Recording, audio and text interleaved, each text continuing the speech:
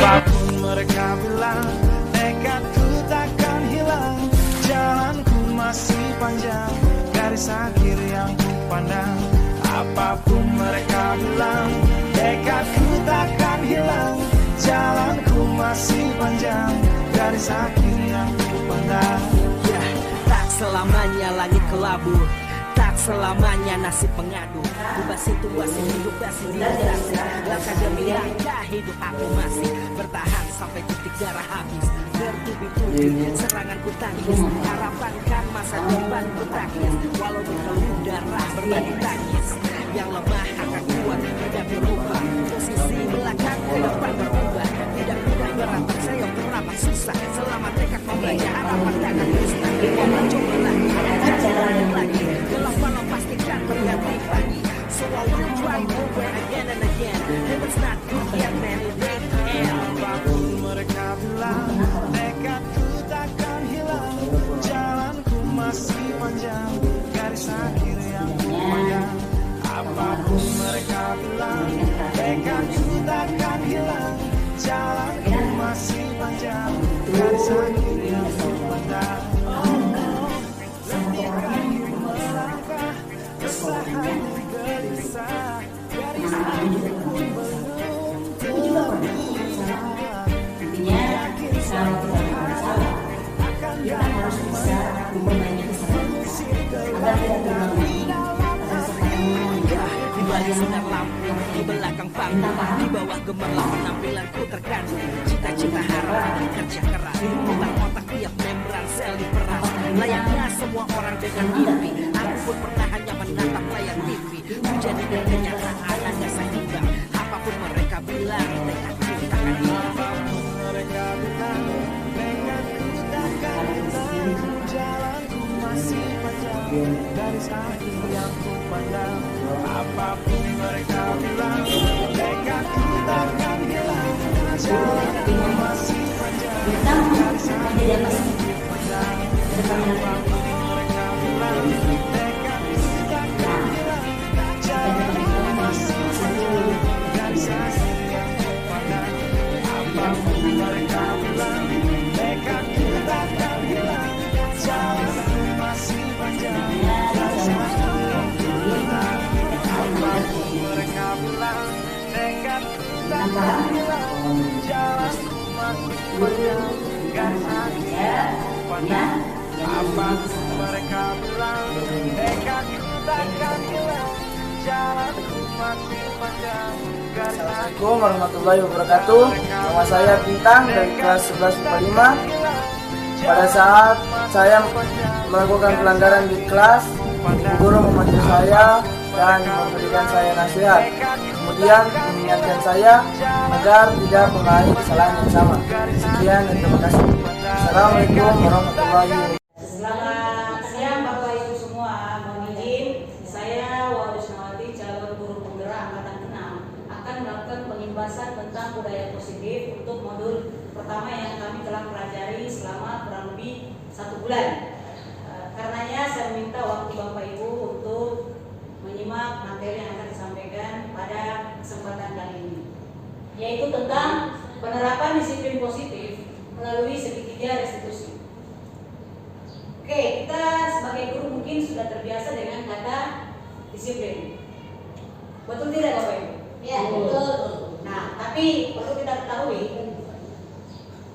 disiplin positif di sini adalah unsur utama dalam konsep budaya positif. Kata disiplin identik dengan kepatuhan, di mana siswa harus patuh terhadap aturan sekolah, aturan kelas, apalagi jika melanggar pasti siswa akan mendapat hukuman. Mungkin Bapak Ibu pernah punya pengalaman tentang siswa-siswa Bapak Ibu selama mengajar sejauh ini? Ya, banyak. Oke, mungkin bisa di-sharingkan pengalamannya seperti apa?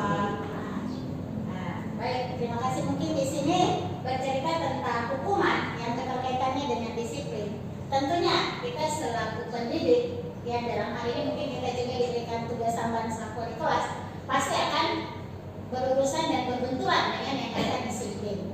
Karena terkadang kita memotivasi peserta didik kita atau anak wali kita di kelas. Ada aturan yang sudah kita kita buat. Tetapi aturan itu ketika mungkin dilanggar tanpa kita tidak bertanya kepada sang anak, kenapa kamu terlambat, alasan kamu bagaimana, kita kan cuma tahu kamu sudah melanggar peraturan, kita langsung menghukum, ya. Ya, pada dasarnya kalau mungkin kita punya waktu banyak, karena waktu yang diberikan kan terbatas nih untuk mengajar. Apakah kita harus mendengar keluh kesah sang anak dulu? Materi kita tidak akan selesai tepat waktu. Tapi kalau mungkin kita bisa membagi, tapi itu merupakan juga sesuatu hal yang sulit. Jadi ini tentunya setiap pendidik dan wali kelas pasti akan berhadapan dengan namanya hukuman dan disiplin seperti itu. Ya, terima kasih Bu untuk masukannya. Tapi perlu kita ketahui artikel ini membahas tentang disiplin, di mana seseorang guru itu membimbing muridnya dalam menumbuhkan disiplin diri karena motivasi yang ada dari dalam untuk mewujudkan murid yang merdeka. Sama seperti yang dinyatakan oleh Ki Hajar Dewantara bahwa disiplin diri diperlukan untuk menciptakan murid yang merdeka. Disiplin diri merupakan kemampuan mengontrol diri, menguasai diri, serta menentukan sikap yang mengacu pada nilai yang kita hargai. Kita dapat melakukan disiplin diri kepada murid melalui segitiga restitusi, di mana murid tersebut melakukan pelanggaran keyakinan saling terkait, ya. Di mana pertama kita membuat keyakinan kelas, sehingga mereka sudah yakin, mereka sudah tahu bahwasanya apabila melanggar keyakinan kelas, mereka siap mendapatkan sanksi. Tapi sanksi bukan berarti hukuman. Sanksi di sini sudah disepakati oleh masing-masing kelas. Jadi Bapak Ibu sudah paham? Baik, saya bisa lanjut. Nah, apa yang akan kita lakukan jika murid melanggar keyakinan kelas? Apakah kita membiarkan atau justru sebaliknya kita memaafkan saja? Mungkin Bapak Ibu yang punya pengalaman, apa yang Bapak Ibu lakukan terhadap pertanyaan ini? Ya, silakan. Ya. Kalau dari saya yang menyangkut dengan keyakinan kelas dan disiplin, biasa kalau saya mulai ketemu tahun pertama itu, kita antara saya dengan siswa di kelas, kita buat kesepakatan masuk 7.15, kesepakatan kita 15 menit 7.30. Kita sama-sama sepakat kalau siapa yang melanggar konsekuensinya ada. Nah, itu membuat sampai anak-anak mencoba untuk berlomba untuk masuk tepat dengan antara jeda waktu 17 dan 30. Dan itu kita sepanjang yang saya lakukan, mereka mencoba walaupun mungkin terlambat 1 menit, 2 menit, kita masih ada toleransi. Nah, seperti begitu, itu yang dari saya. Nah, itu menyangkut dengan pertanyaan ini. Berarti yang Ibu sampaikan itu adalah bagian dari keyakinan kelas. Ya. Baik Bu, saya akan lanjut. Oke, di sini ada sebuah contoh kasus. Ketika melakukan pembelajaran praktik, terdapat siswa menggunakan pakaian kerja tidak lengkap sesuai dengan keyakinan kelas. Apakah siswa tersebut diperbolehkan praktik atau tidak? Selama ini kebiasaan kita adalah langsung memaafkan atau membuat mereka tidak nyaman. Perhatian kita cenderung pada kesalahan yang dilakukan daripada mencari cara bagi mereka untuk memperbaiki diri. Salah satu cara untuk memperbaiki diri agar terwujud disiplin diri dapat dilakukan melalui segitiga restitusi. Selama ini kita tahu kan, kamu kenapa tidak lengkap? Biasa kan Bu? Kenapa tidak lengkap? Tapi kita hanya sekedar menegur aja. Ya sudah, langsung hati, ya tidak apa-apa dulu sudah. Ikut sudah belajar. Ya Bu? Iya. Nah, tapi di sini kita pakai konsep menyelesaikan masalah itu dengan segitiga restitusi. Mungkin semuanya penasaran. Ibu benar. Ya, sekali dulu. Tidak pakaian kerja tidak lengkap. Ya. Mungkin Ibu bisa kasih contoh. Ini untuk siswa Ibu. Iya, untuk siswa. Kira-kira siswa membuat keyakinan kelas apa ya? Sampai misalnya kalau tidak menggunakan pakaian praktik tidak diperbolehkan untuk praktik. Untuk ini misalkan jurusan IPA ya. Iya. Di IPA, fisika, yang sulit, kimia atau biologi. Dan mungkin gurunya memang sudah tahu kalau masuk laboratorium minimal siswa itu punya baju praktik. Nah, setelah punya baju praktik paling seperti itu memang. Karena itu bisa saja aturan. Ini yang tadi. Iya, Oh, iya. mirip-mirip tipis-tipis. Ya. Jadi Tidak apa-apa, Ibu lanjut dulu. Saya akan itu karena menyangkut keyakinan dan aturan. Iya. Ini menyangkut praktik. Iya, makanya saya bilang ini saya ambil contoh praktik. Iya. Yang berupa Itu agama, berarti langsung ke pembelajaran agama. Bukan hanya ibadah atau Pembelajaran agama. Iya. Oh, olahraga. Nah, agama Islam juga ada. Ya. Tidak menggunakan tutup, tidak menggunakan agama. Bijak-bijak. Iya, itu yang saya lagi tren. Itu yang mungkin kita dengan penjas. Ini gambaran saja. Ya, betul. Nah, itulah sebabnya tadi kenapa dikatakan bentuk keyakinan kelas untuk masing-masing mata pelajaran. Nah, sehingga masing-masing mata pelajaran membangun keyakinan yang baik, yang positif, sehingga ketika digabung, siswa sudah mantap dengan budaya positif dari keyakinan kelas tersebut. Tapi di sini saya lebih fokus kepada disiplin positif, iya, untuk diselesaikan dengan segitiga restitusi. Mungkin saya bisa lanjut ya Bu? Lanjut.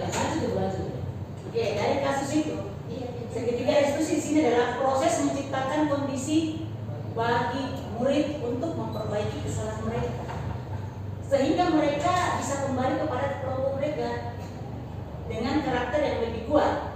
Yang saya kutip dari dosen 2004 dalam LMS Guru Penggerak modul 14 Budaya Positif 2021. Segitiga ini merupakan penyelesaian yang baik buat siswa. Kadang ketika dia berbuat salah ya Bu, dia pasti akan cenderung teman-temannya sudah tahu dia berbuat salah dan pasti dia akan merasa malu.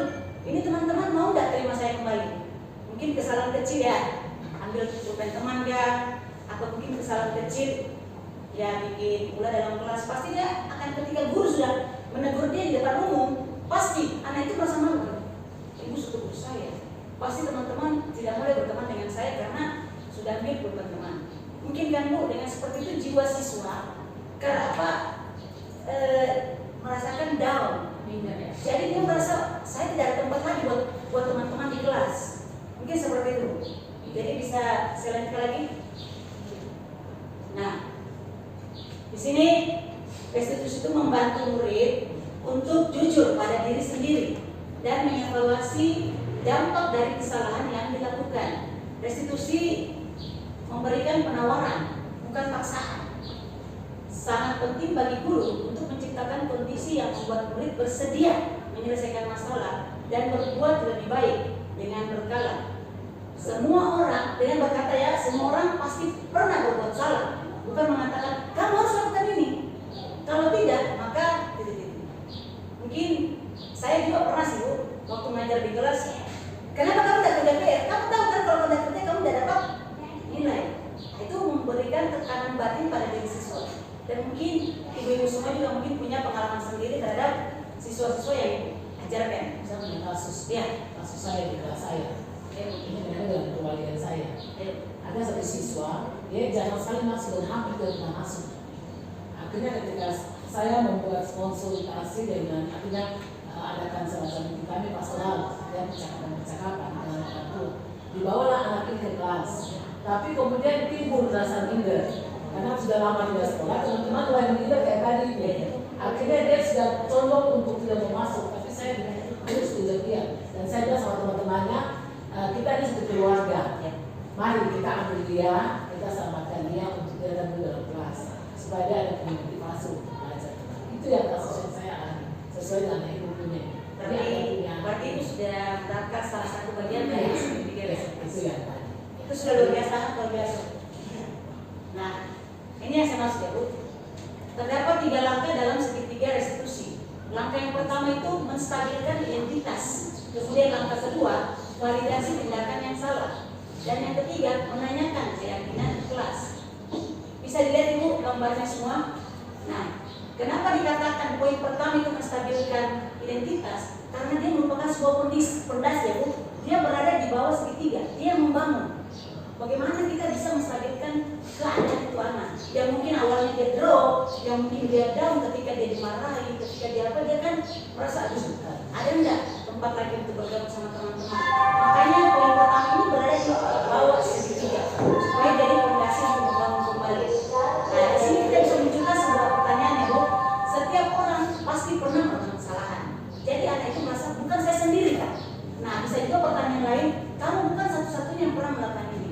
Jadi itu itu tidak tersudut ketika kita mencoba menstabilkan identitas. Identitas berarti pribadi ya Bu. Bagaimana identitas kita dianggap jangan terkucilkan. Jadi kita memberikan pertanyaan-pertanyaan yang tidak menjatuhkan atau mengucilkan. Kemudian kita ambil yang langkah kedua ini, validasi tindakan yang salah. Setelah kita sudah menstabilkan suasananya, anak itu sudah nyaman, dia sudah berbagi cerita, ya kita bangunlah dengan validasi tindakan yang salah dengan pertanyaan sebagai berikut.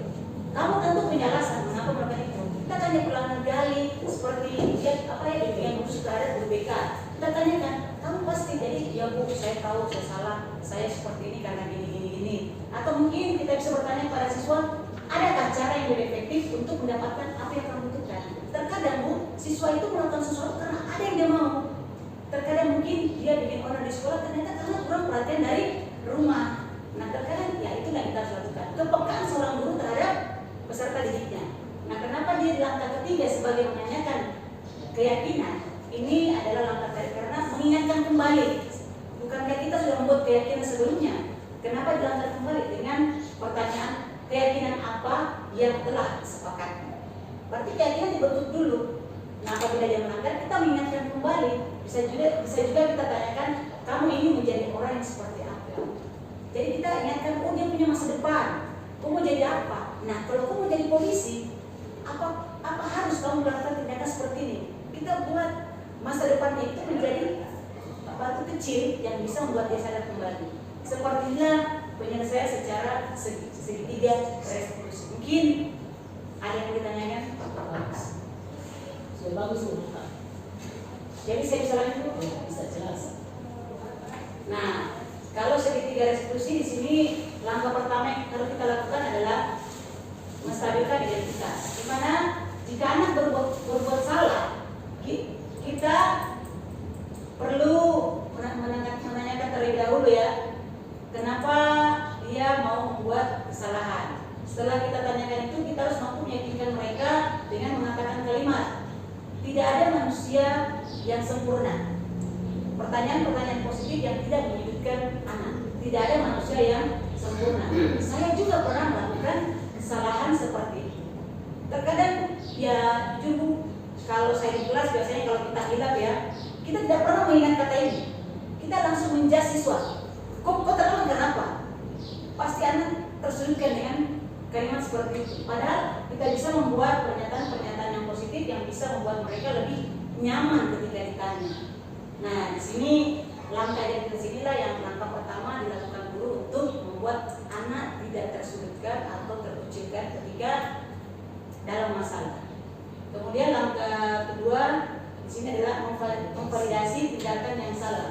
Konsep langkah kedua ini memahami kebutuhan dasar yang mendasari tindakan anak berbuat kesalahan itu. Kalau kita memvalidasi, artinya kita menggali kembali anak ini berbuat salah karena apa sih?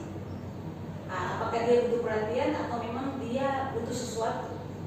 Nah, disinilah tugas kita sebagai guru memakai segitiga restitusi baik tahap pertama maupun tahap kedua. Kalau kita lanjut tahap ketiga, kita kembali kepada keyakinan kelas. Di mana keyakinan kelas yang sudah kita buat, kita ingatkan kembali apa yang membuat dia melakukan itu. Padahal dia sudah mengucapkan, Ibu, saya tahu bagaimana kalau keyakinan kelas saya itu saya akan melaksanakan jadwal kebersihan sesuai dengan yang diberikan. Nah, tahu-taunya pada saat minggu yang lalu dia melalaikan itu. Berarti kita mengingatkan kembali seperti itu. Mungkin hanya ini yang bisa saya jelaskan tentang penerapan disiplin positif melalui segitiga restitusi. Bagaimana, ada yang menanyakan kembali? Kalau saya, Ya, sharing aja ya Ibu. siap Bu. Setelah minimal kalau menurut saya begini, memang yang pertama konsep yang harus ada di dalam diri sebuah guru Ya. dan wali kelas itu adalah memang memahami kepribadian siswa memang berbeda-beda. Iya, karakter siswa. Karena kan ada pada suatu saat di mana yang bermasalah dia lagi, ya kan seperti itu. Udah kita mulai dari penanganan yang paling sabar, Ya.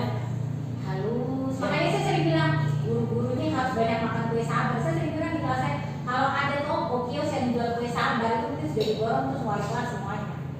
Saya bilang jadi memang itu kembali pemahaman guru dengan wali kelas.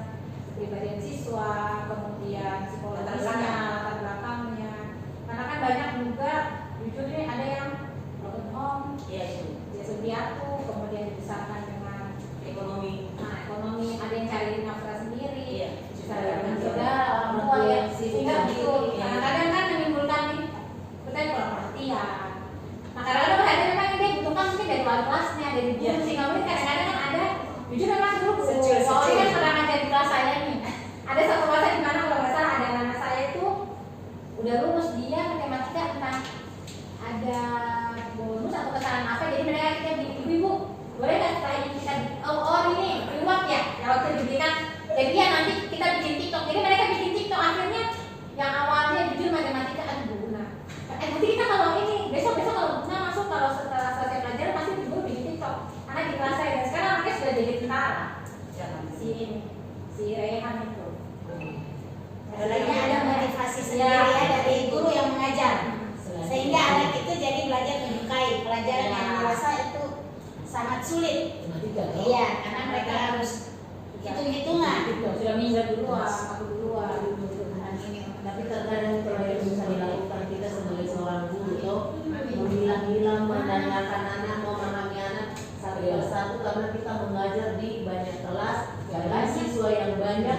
Jangankan untuk kelas yang lain, untuk anak wali kita saja kita belum bisa sepenuhnya memahami mereka sampai mereka lulus ya.